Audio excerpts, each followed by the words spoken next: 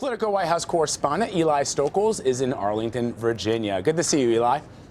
Hey, Vlad. So there's a fight now over the scheduling of the hearings. Senator Chuck Schumer has accused the Trump transition team of colluding with Senate Republicans to, what he says, jam through nominees. Why are critics calling for a delay of some of these hearings? Yeah, I don't know if it's collusion. I mean, the Republicans control the Senate. Donald Trump's the president. They can kind of do whatever they want, and that's what they're doing. I think it's pretty self-evident why they're doing this. Donald Trump did not do a ton of vetting of the people that he picked before putting them out there. And by flooding the zone, it's the same thing he does with his approach to communication. A lot of tweets at once, a lot, almost this fire hose where the public and the press can't really keep up with everything. That's the same approach they're taking with these confirmation hearings. They're doing so many all at once that they understand that this will sort of be impossible for the Democrats, no matter how well prepared, no matter how much ammunition they come with.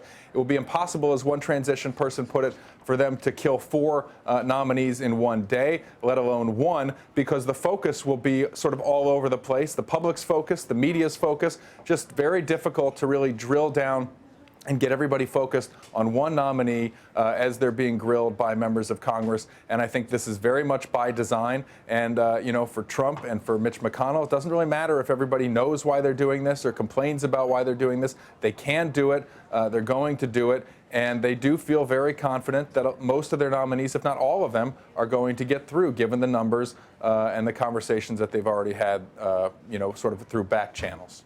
Eli, there are reports that the DNC, the Democrat National Committee, is setting up war rooms during the confirmation hearings. Which candidates will Democrats be focusing on?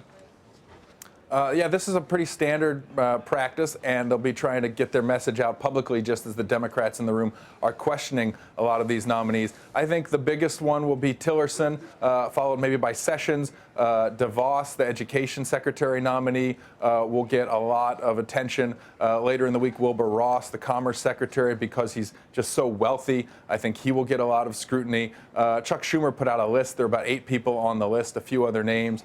Scott Pruitt on that list. So I think they're going to try to sort of, put out the opposition research and raise questions about all of these candidates. But I think those are really the most high profile, and certainly with Sessions and his past history as it relates to race and civil rights, and certainly Tillerson's, personal financial interest, his representing Exxon for the past 10 years, his dealings with Russia.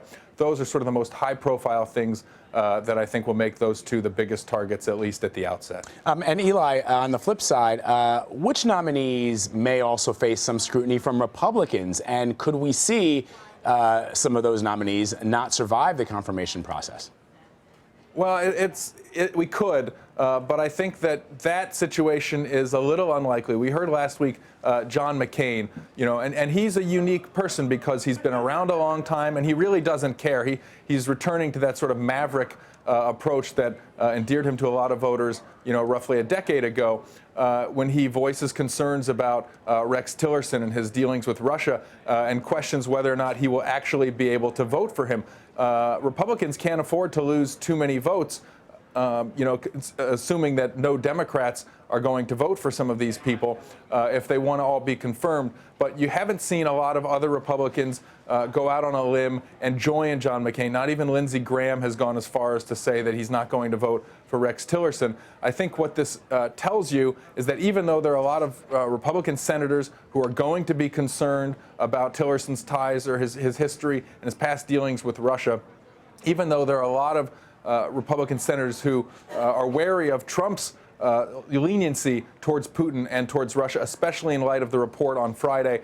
I think what you have in Washington among Republicans on the Hill is a pragmatism right now. They sense this amazing legislative opportunity that Trump has delivered them, and they really want to work with him. And so they are not likely to sort of punch him in the face right off the bat and take down his Secretary of State nominee, because they know that he's pretty thin-skinned. He will respond to that. There will be retribution, and they would much rather keep the president happy. So at the other end of Pennsylvania Avenue, they can know that when they pass big legislation, it's going to go down to the White House and he's going to sign it. There's really, even if they only really agree with 60% of what Trump is doing, there's this feeling right now that that's what we have to focus on because of this opportunity. And so I think because of that and that optimism among Republicans on the Hill, Trump will see a bit of a honeymoon through these confirmations.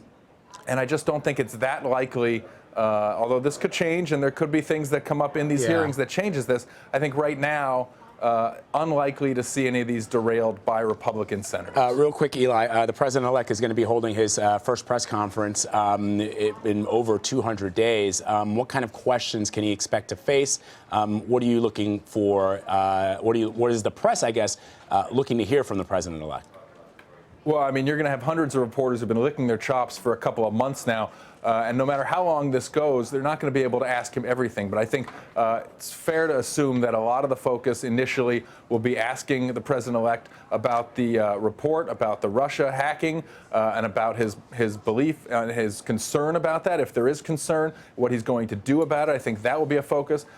Initially, when he planned this conference back in December, said he was going to do it back in December, it was going to be about his plan to make sure that there are no conflicts of interest with his business dealings and his responsibilities as president. So I think we'll, as the media collectively, will continue to push for some sort of answers and explanations on that.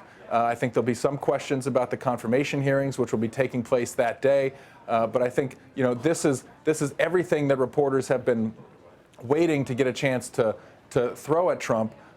There's a he's kept everybody sort of waiting for months, and now he's going to do this for an hour or 2 hours. It's going to be difficult to really, get to everything. But I think those two things are going to be primary focus areas, and then it's just a matter of seeing where it goes. You never know when Donald Trump is at the microphone what the headline is going to be, because even on the questions that are, if he doesn't like the focus being on Russia or on his own finances, he's liable to say something kind of in response to an innocuous question that drives all the headline writers in a different direction. So it's going to be quite a dramatic day at Trump Tower on Wednesday, or not at Trump Tower, wherever he does this in New York. And remember, this is competing for attention with coverage of all these confirmation hearings, which are also set for the same day. So a lot of this is like, let's get it all out in the open, and let's do it in a way that there's no possible way that the public can pay attention to everything. Yeah, absolutely. This is going to be continued on Wednesday. Eli Stokols, we thank you as always, my friend. Appreciate it.